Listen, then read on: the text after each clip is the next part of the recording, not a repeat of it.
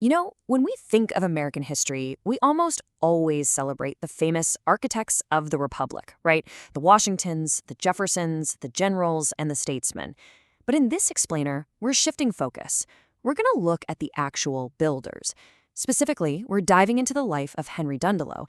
He was just an ordinary 18th century brick mason, but his documented everyday life serves as this absolutely brilliant metaphor for the literal building of a young nation. So who actually built America?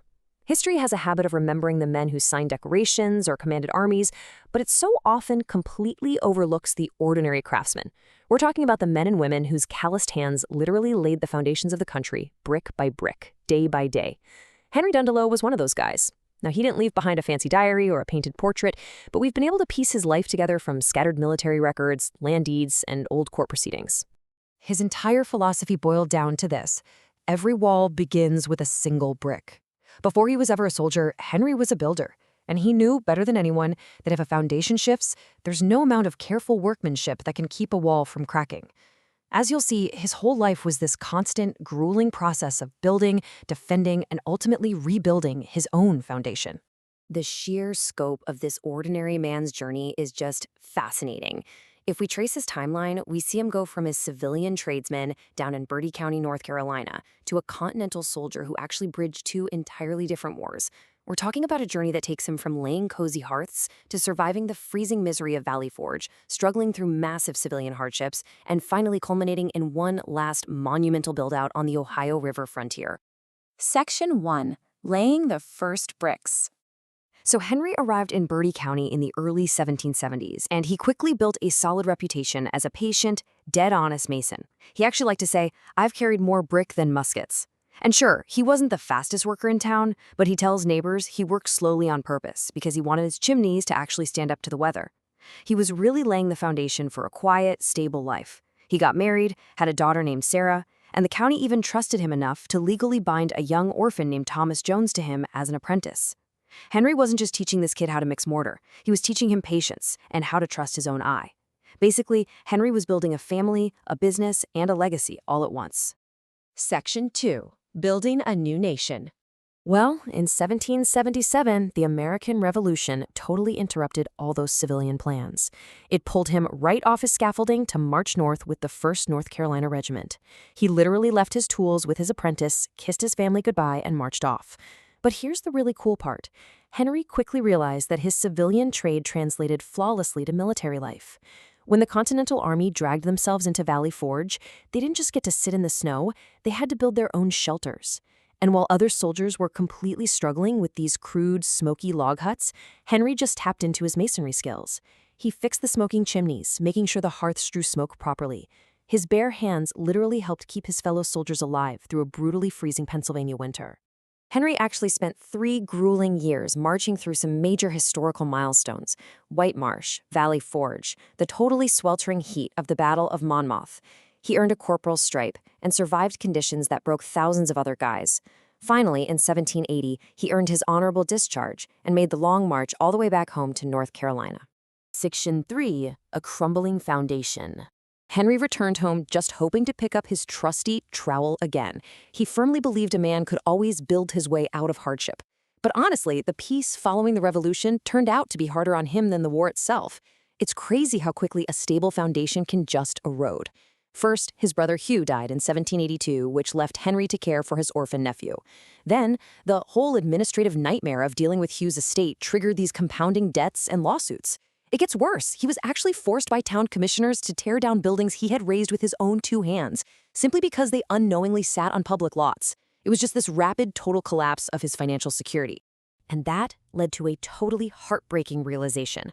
Overwhelmed by debt, lost property, and a local masonry market that was completely drying up, Henry looked at his worn-out trowel, the very tool that had fed his family for decades, and realized a really difficult truth. Some breaks run too deep for any man's hands to mend.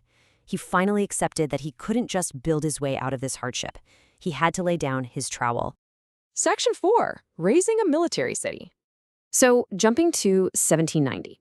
Desperate for income and some sense of purpose, Henry makes the incredibly heavy decision to re-enlist. Leaving his wife and his beloved daughter Sarah behind, this aging veteran marches 600 miles west, right to the Ohio River frontier. He ends up at Legion Ville, Pennsylvania.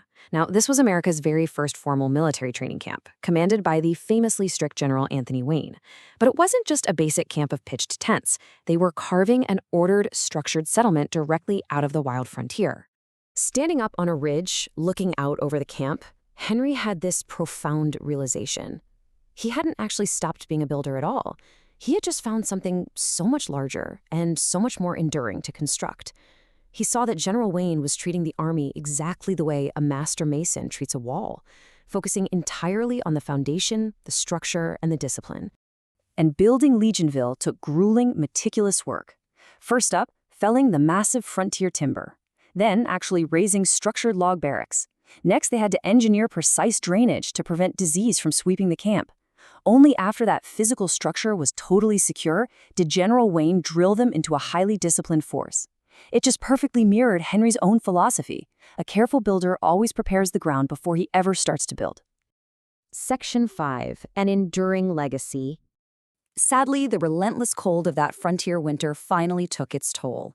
Henry had survived the entire revolution, but his aging body just couldn't survive the frontier. On January 8, 1793, Henry Dundelow passed away in the camp hospital, listening to the cadence of soldiers' boots crunching outside in the snow. There was no grand obituary for him, no marble monument.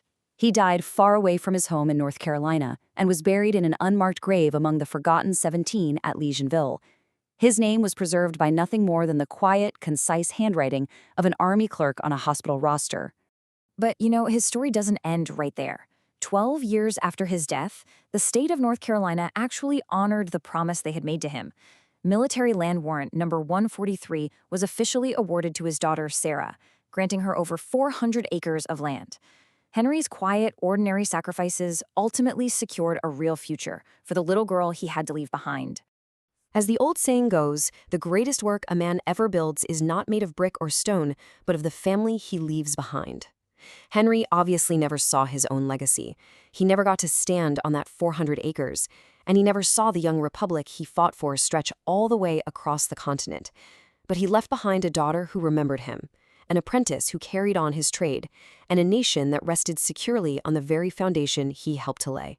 It really makes you think, doesn't it? History isn't just made by the people whose names are carved into giant marble monuments. It's made by the bricklayers, the farmers, and the everyday people who quietly step up and do exactly what is asked of them.